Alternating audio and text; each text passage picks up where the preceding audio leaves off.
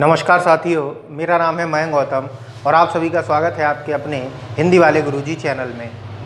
आज के वीडियो में हम अद्भुत रस तथा शांत रस के बारे में पढ़ेंगे।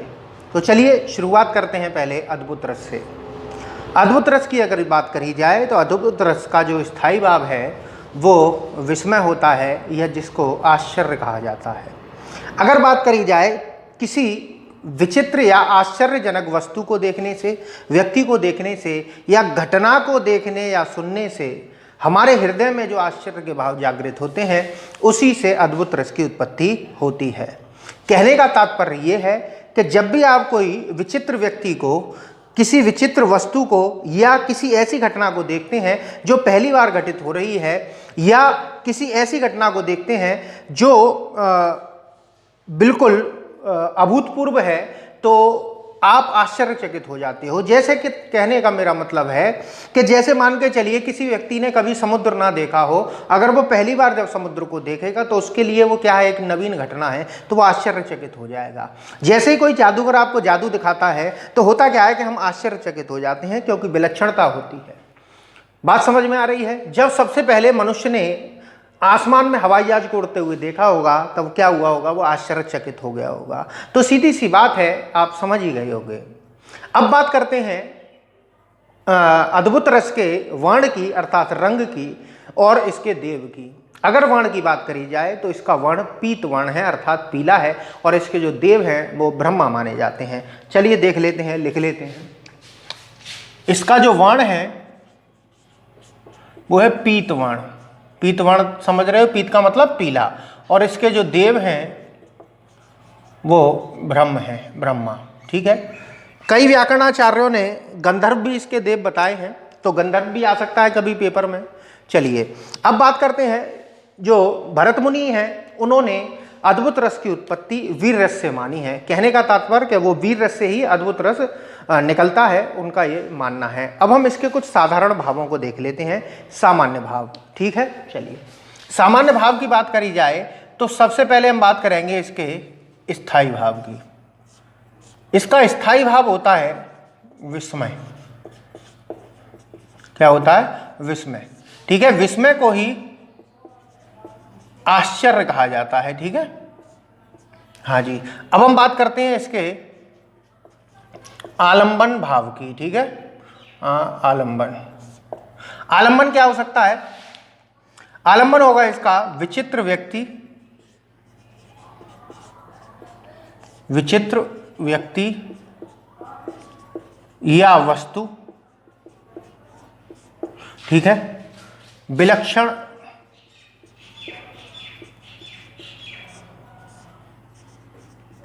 दृश्य या घटना। ठीक है। विचित्र व्यक्ति या वस्तु, विलक्षण दृश्य या घटना, या जो पहले कभी ना हुआ हो ऐसा कार्य। ठीक है। तो कई चीजें हो सकती हैं। यानी कि कोई विचित्र व्यक्ति हो सकता है, कोई विचित्र वस्तु हो सकती है, या फिर विलक्षण दृश्य हो सकता है या घटना हो सकती है, या जो पहले घटित ना हुआ हो, ऐसा कोई कार्य हो, ऐसी कोई चीज हो जो आपने पहले कभी ना देखी हो, वो सभी क्या हो सकते हैं? आलंबन हो सकते हैं। जैसे ताजमहल हो सकता है। ताजमहल को जो पहली बार देखेगा आश्चर्यचकित हो जाएगा। ऐसे वृंदावन में बहुत सारे मंदिर हैं, उनको देखते ही आदमी आश्चर्यचकित हो जाता है। अब आश्रय की बात करी जाए तो आश्रय भाव कौन है? देखिए आश्रय, आश्रय मतलब जिसके हृदय में भाव जागृत हो। तो आश्रय में तो हम एक ही चीज लिख सकते हैं, सीधी सी बात है, आश्चर्यचकित व्यक्ति। आश्चर्यचकित, जिसको आश्चर्य हो जाए वही आश्चर्यचकित व्यक्ति है। अब उद्दीपन की बात करते हैं। उद्दीपन, उद्दीपन का मतलब क्या होता है? उद्दीपन जो हमारे स्थायी भाव को और तेज कर दे। तो उद्दीपन क्या होगा कि वस्तु की विचित्रता और वस्तु की नवीनता। ठीक है। देखो, वस्तु की विचित्रता, देखो जितना विचित्र होगा, जितनी विचित्र होगी वस्तु या व्यक्ति, उसमें और ज्यादा आपको आश्चर्यचकित कर देगी। ठीक है। वस्तु की विचित्रता, घटना की नवीनता।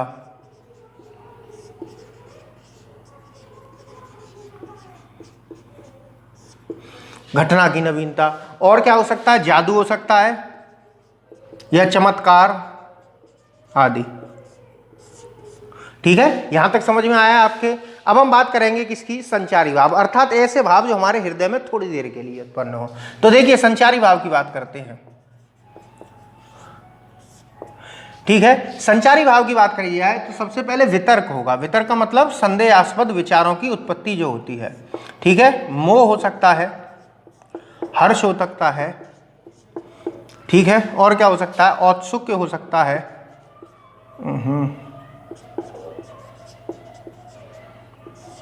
और क्या हो सकता है, हाँ जी, और जड़ता,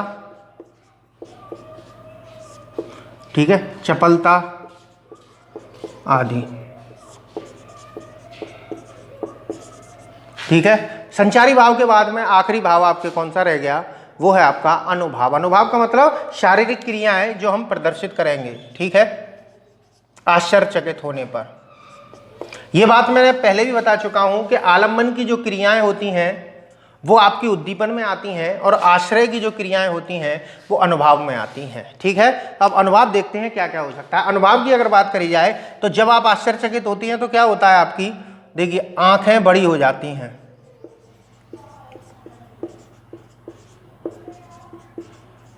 ठीक है, स्तंभ हो जाना, स्तंभ भौचक के रह जाते हैं ना, ठीक है, और क्या होता है, स्वर भंग हो जाता है। ठीक है, एकदम से आवाज निकलनी बंद, और क्या होता है, मुंह फाड़ जाना, मुंह फाड़ जाते हैं बहुत से,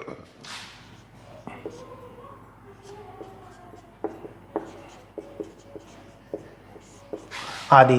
तो ये तो थे आपके सामान्य भाव। अब एक उदाहरण की बात करते हैं। उदाहरण की बात करी जाए तो अद्भुत रस के बहुत सारे उदाहरण आपको देखने को मिलेंगे। मैंने जो उदाहरण उठाए हैं वो एक कृष्ण जी के बचपन का है और एक रामचंद्र जी के बचपन का है।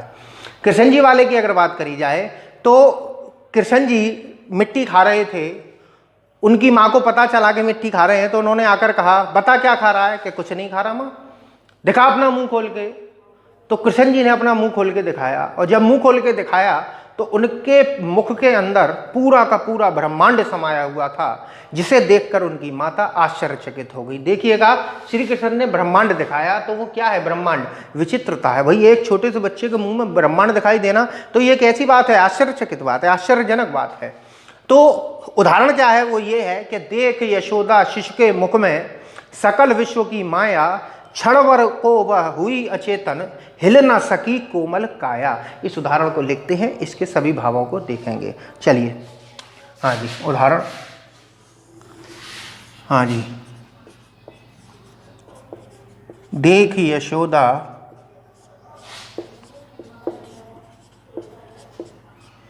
शिशु के मुख में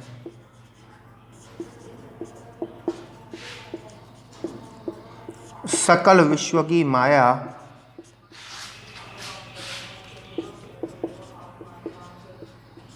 ठीक है, क्षण भर को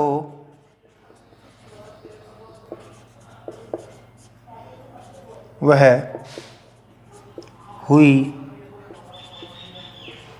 अचेतन,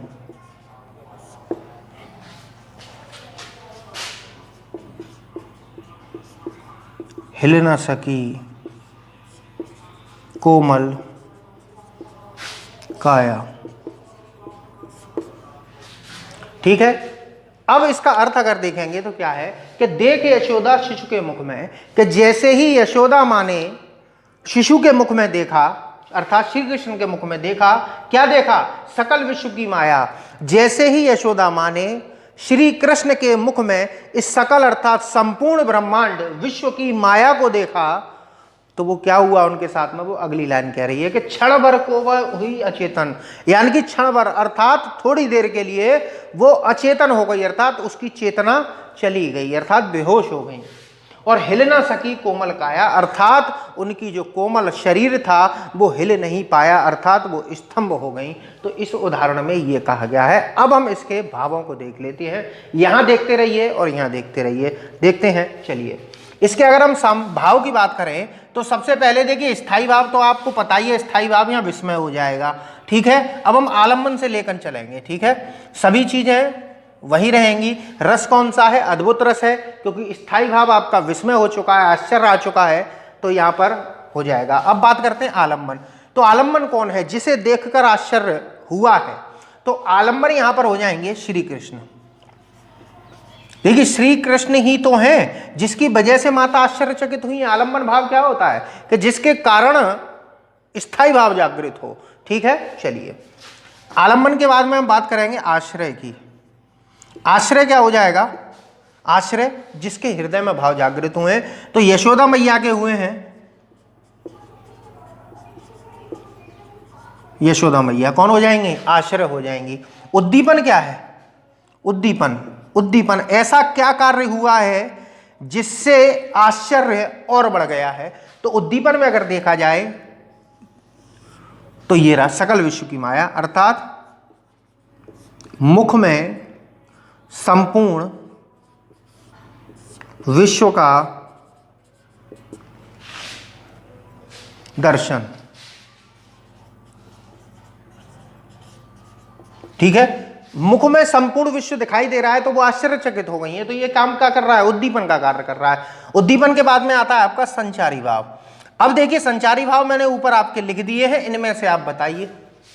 सबसे पहली बात तो वितर्क होगा, संदेहास्पद कि जिसके मुख में कहां से आ गया। ठीक है, वितर्क। और क्या होगा? मोह होगा कि अरे मेरे बेटे को कुछ हो ना जाए, मोह। और क्या होगा? उत्सुकता, औत्सुक्य। और क्या होगा? जड़ता, जड़ता तो दिया ही है इसमें। ठीक है, जड़ता आदि। ठीक है, इसके बाद हम बात करते हैं अनुभाव। अनुभाव अर्थात वे भाव जो अब आश्रय करेगा, अर्थात स्थायी भाव जागृत होने के बाद उन भावों को शरीर से प्रकट करना।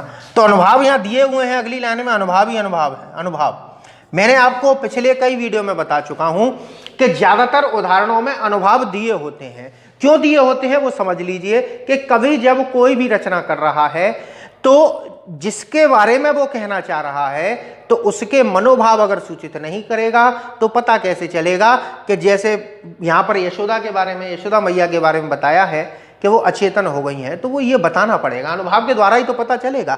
सामने खड़े व्यक्ति को आप दुखी कैसे बताओगे? जब उसका चेहरा बताएगा कि दुखी है, कि वो रो रहा होगा तभी तो दुखी बता पाओगे। कि आपको कैसे पता उसके हृदय में भाव जागृत हो रहे हैं? तो उन्हीं भावों को शरीर की क्रियाओं द्वारा प्रकट करना ही अनुभव कहलाता है। जैसे अनुभव देखिए, पहला अनुभव क्या है? अचेतन होना।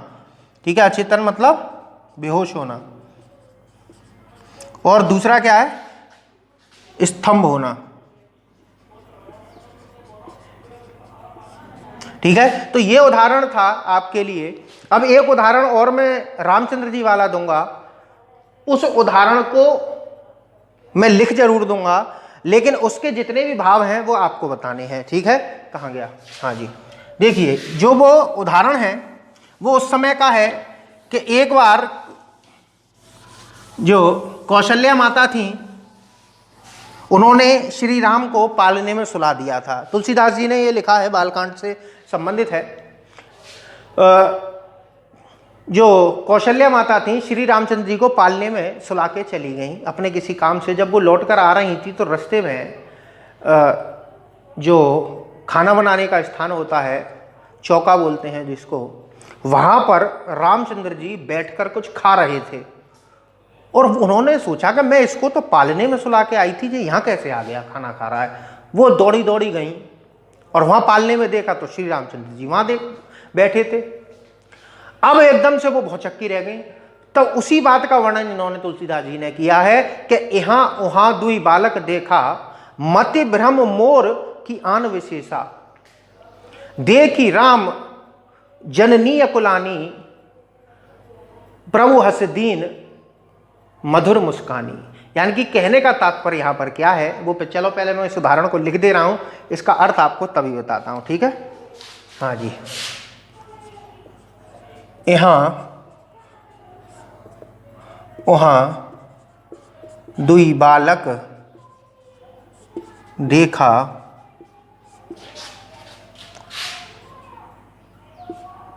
मति भ्रम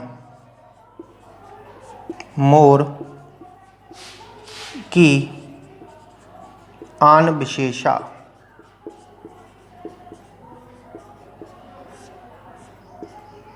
ठीक है,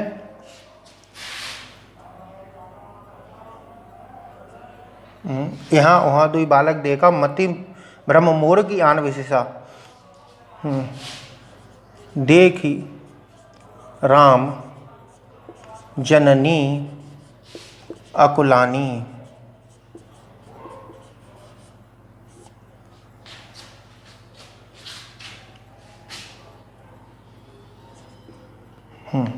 अकुलानी प्रभु हसदीन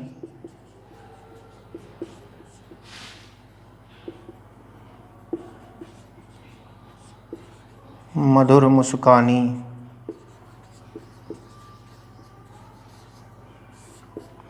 ठीक है, वैसे तो उदाहरण इतना ही है, ये दोनों 16-16 मात्राओं से हैं, तो ये चौपाई छंद में है। इसके बाद उन्होंने एक दोहा भी लिखा है कि दिखरावा मातही अद्भुत रूप अखंड, रोम रोम प्रति लागे कोटि कोटि ब्रह्मांड। उस लाइन को मैं लिख नहीं रहा हूं क्योंकि फिर ज़्यादा लंबा हो जाएगा, वो भी उदाहरण भी कभी कभी आ जाता है। ठीक है, चलिए इसमें समझते हैं। यहाँ वहाँ दुई बालक देखा, मति भ्रम मोर की आन विशेषा, यानी कि अब जो माता है वो क्या सोच रही है कि मैंने बालक को अर्थात रामचंद्र जी को यहाँ भी देखा और वहां पर भी देखा, क्या मेरी मति भ्रम हो गई है? मोर मतलब मेरी मति भ्रम हो गई है, या कोई और विशेषा, या कोई कारण है, या कोई और कारण है, या फिर मेरी मति भ्रष्ट हो गई है। देखी राम जननी अकुलानी, अकुलानी मतलब परेशान। रामचंद्र जी ने अपनी माता को परेशान देखा और उनको परेशान देखकर प्रभु हंस दिए मधुर मुस्कानी, अर्थात मधुर मुस्कान के साथ प्रभु हंसने लग गए। तो यह है इस उदाहरण का अर्थ।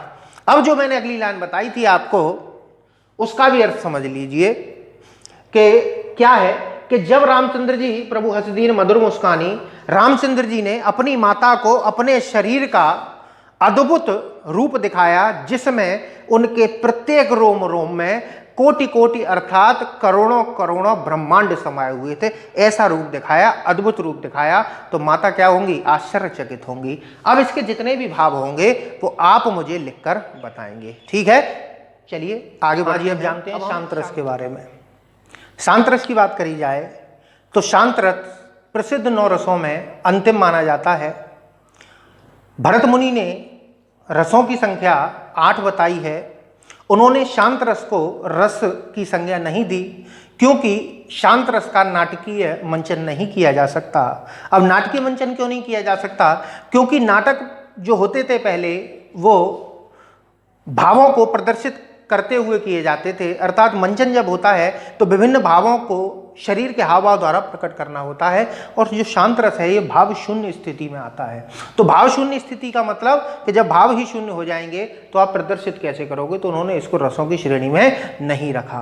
बाद में उद्भट ने शांत रस को रस की संज्ञा दी और इसको 9 रस के अंतर्गत रखा, तभी से इसको नवरस या 9 रस कहा जाता है। अब बात करें नवरस शब्द की सर्वप्रथम प्रयोग कहाँ हुआ था? तो नवरस जो शब्द है सर्वप्रथम प्रयोग इसका नाट्य शास्त्र में ही हुआ था। वहां पर शांत रस को रस तो नहीं माना गया, लेकिन शांत रस की संभावना के निर्देश जरूर दिए गए थे। ठीक है, तो यहां तक बात आपकी समझ में आई। अब हम बात करते हैं ये शांत शब्द बना कैसे है। ये शांत जो शब्द बना है ये शम से बना है। शम, शम का अर्थ होता है त्याग। त्याग का मतलब इस संसार की मोह माया को या अपनी इच्छाओं को मार देना या इच्छाओं को त्याग कर देना ही शम कहलाता है, और इसी शम से बना है शांत। बात क्लियर हुई? अब हम बात करते हैं शांत रस की परिभाषा की। शांत रस की परिभाषा की बात करी जाए तो मोह माया को त्यागना या ईश्वर की सत्ता का बोध हो जाना या इस संसार की क्षणभंगुरता का बोध हो जाने पर मन में जो शांति के या निर्वेद के भाव जागृत होते हैं, इसी को शांत रस कहते हैं। कहने का तात्पर्य यह है कि जब आपका मन भाव शून्य हो जाए, अर्थात हर्ष मोह जैसे भाव आपके हृदय में जागृत ना हो, या इस संसार से आपकी मोह माया त्याग हो जाए, या आपको ईश्वर की सत्ता का बोध हो जाए, तो वहीं क्या हो जाता है? शांत रस हो जाता है। प्राचीन आचार्यों के अनुसार तो शांत रस की उत्पत्ति जो हुई है वो इस संसार की क्षणभंगुरता या मोह माया को त्याग देने पर ही शांत रस की उत्पत्ति वो मानते हैं। लेकिन आधुनिक काल के जो आचार्य हैं वो एकांत में किए गई तपस्या या साधना को भी शांत रस के अंतर्गत मानते हैं। अब ये तो थी शांत रस की बात। अब अगर बात करी जाए शांत रस पहचानना कैसे है, अगर बात करी जाए तो आपने भक्ति काल पढ़ा होगा।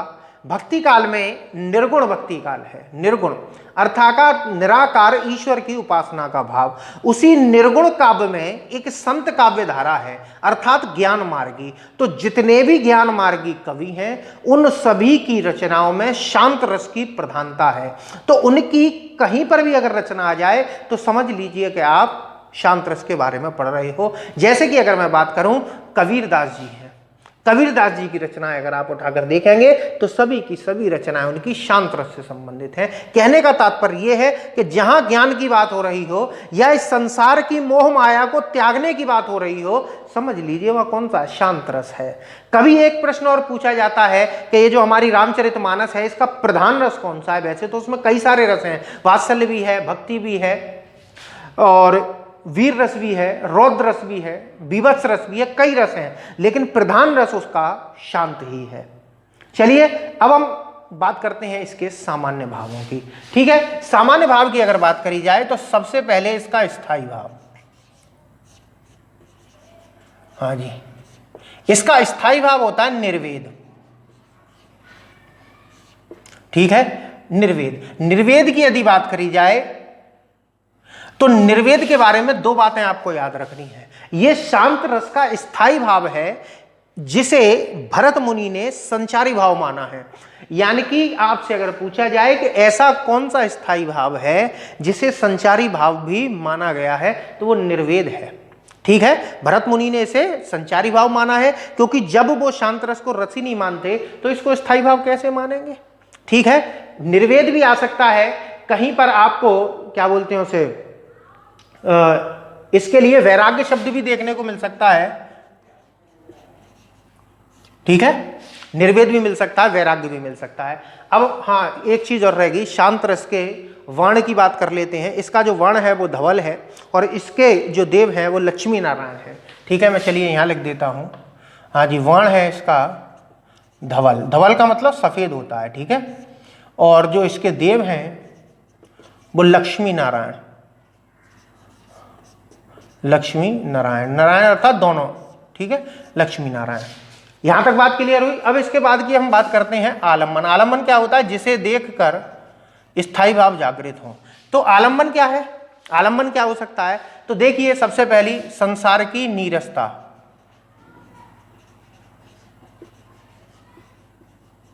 नीरसता का मतलब जिसमें कोई रस ना हो, अर्थात जैसे अभी हमें संसार में क्या है, जीने की इच्छा है हमारे मन में क्योंकि हमारा विभिन्न चीजों से मोह है। ठीक है, हमको आनंद की प्राप्ति होती है, जैसे गाड़ी चलाने में आनंद की प्राप्ति, अरे हम नैनीताल घूमने जाएंगे तो ये क्या आनंद की प्राप्ति है। और नीरसता अर्थात संसार में कोई रस ही नहीं है। अगर ये पता चल जाए तो आदमी क्या हो जाएगा, वैरागी हो जाएगा, वैराग्य उत्पन्न हो जाएगा। संसार की नीरसता, संसार की क्षणभंगुरता,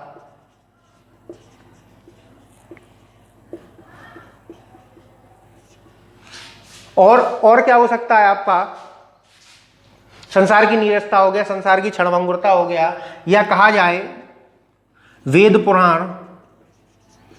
वेद पुराणों को पढ़ने से भी क्या होता है, मनुष्य को ज्ञान की प्राप्ति होती है, और जहां ज्ञान की प्राप्ति होगी वह शांत रस होगा, याद रखिएगा। चलिए आश्रय कौन होगा, देखो आश्रय में तो सीधी सी बात है वैरागी हो जाएगा। ठीक है, वैराग्य जिसके हृदय में उत्पन्न हो गया। एक चीज और समझ लीजिए, देखिए जब आप परीक्षा दे के आते हैं और आपकी परीक्षा का रिजल्ट आपकी अपेक्षाओं के ऊपर खरा नहीं उतरता तो ना आपको खाना अच्छा लगता है, ना ही किसी के साथ बोलना अच्छा लगता है, ना ही आपको हंसी आती है, ना ही दुख होता है। तो यही तो भाव है शांत रस के। ठीक है, चलिए आश्रय के बाद हम बात करेंगे यहाँ पर वो उद्दीपन। उद्दीपन क्या है, उद्दीपन क्या हो सकता है, उद्दीपन हो सकता है संसार की नीरसता। देखिए संसार की नीरसता, यहां संसार भी हो सकता है, संसार की नीरसता हो जाएगा। और क्या हो सकता है, सत्संग हो सकता है। ठीक है, सत्संग हो जाएगा। आदि हो जाएंगे। देखो इसमें ज़्यादा भाव नहीं होते, क्यों? क्योंकि जब इसको कहा ही भाव शून्य गया है, शांत रस भाव शून्य,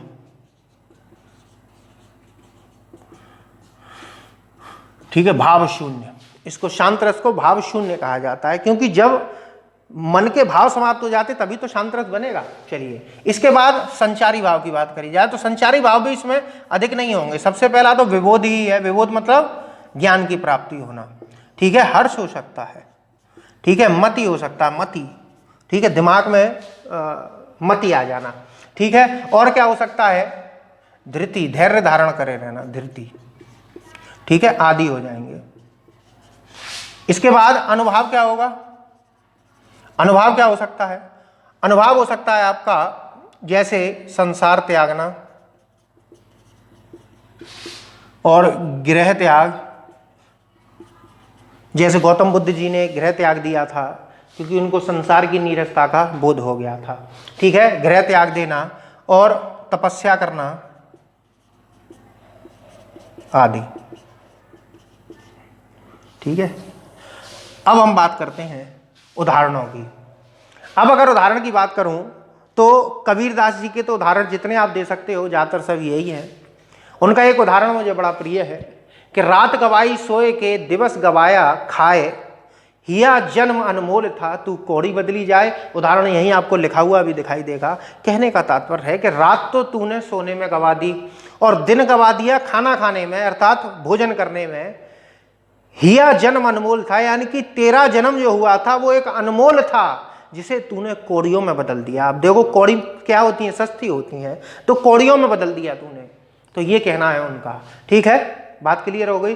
और एक और उनका उदाहरण है कि जब मैं था तब हरि नहीं, अब हरि है मैं नाही। कहने का तात्पर्य उनका क्या था कि जब मैं था, जब मेरे अंदर अहंकार था तब ईश्वर नहीं था, और अब मेरे हृदय में ईश्वर का वास है तो मेरे हृदय से अहंकार समाप्त हो चुका है। तो यहाँ सभी कहाँ क्या होगा आपका? शांत रस होगा। तो बात समझ लीजिए, कबीरदास, रहीमदास अगर कहीं पर आते हैं तो आप तुरंत आंखें बंद करके वहाँ लगा दीजिए, ठीक है, क्लियर हो गया। अब हम इसके मुख्य उदाहरण की बात करते हैं। मुख्य उदाहरण की बात करी जाए तो मैथिली शरण गुप्त ने एक काव्य लिखा था यशोधरा। यशोधरा जो है वो गौतम बुद्ध की पत्नी है। गौतम बुद्ध जी सभी सांसारिक मोह माया को त्याग कर जब अपने गृह को त्याग कर जा रहे थे तो उनके मन में जो विचार आ रहे हैं उनको उन्होंने यहाँ अंकुरित किया है। क्या भाग रहा हूँ भार देख, तू मेरी ओर निहार देख, मैं त्याग चला निसार देख, अटकेगा मेरा कौन काम, हो क्षणभंगुर भव राम राम। ये उन्होंने कहा था। इस उदाहरणों को मैं यहाँ लिख रहा हूँ और इस उदाहरण के ही हम भावों को देखेंगे, ठीक है। चलिए कहाँ है ब्लैक? हाँ जी,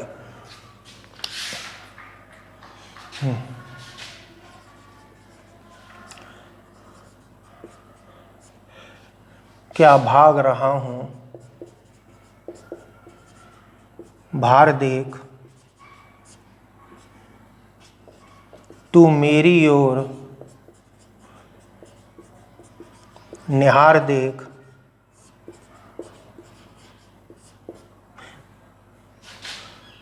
मैं त्याग चला निस्सार देख, अटकेगा मेरा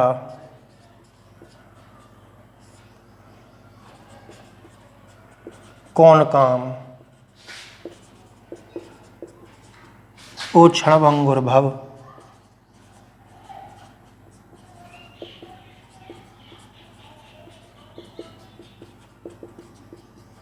राम राम। ठीक है, ये उनका उदाहरण है।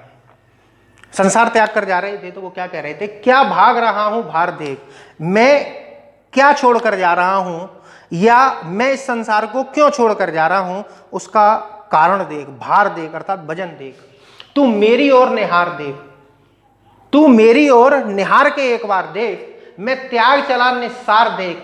निस्सार का मतलब क्या होता है? जिसमें कोई रस ना हो, ठीक है, खोखलापन।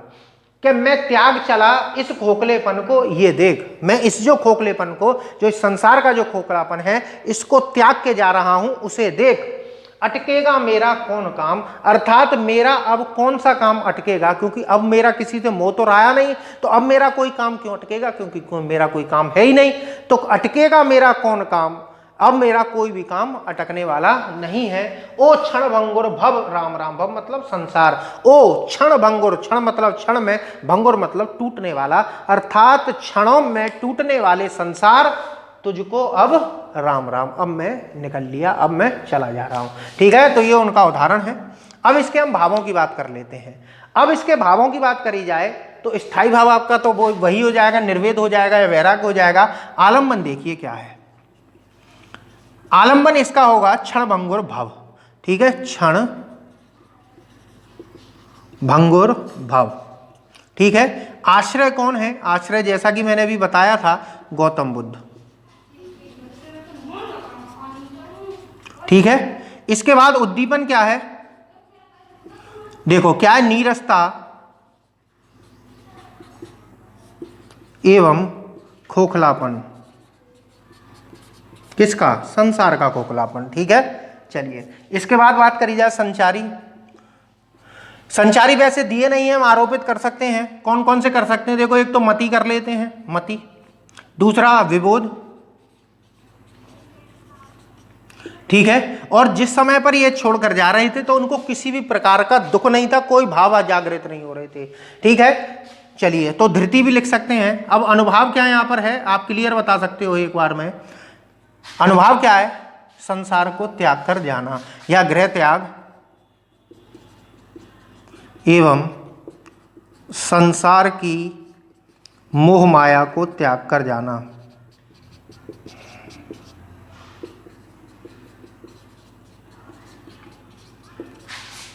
ठीक है, मेरे हिसाब से शांत रस में जितना मैं आपको बता सकता था बता चुका हूं।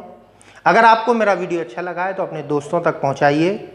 अगले वीडियो में 2 रस आपके और बचे हैं, भक्ति रस बचा है और वात्सल्य रस बचा है, जिसके बारे में हम चर्चा करेंगे। ठीक है, चलिए मिलते हैं आपसे जल्दी ही, तब तक मैं आपसे इजाज़त चाहता हूँ। नमस्कार।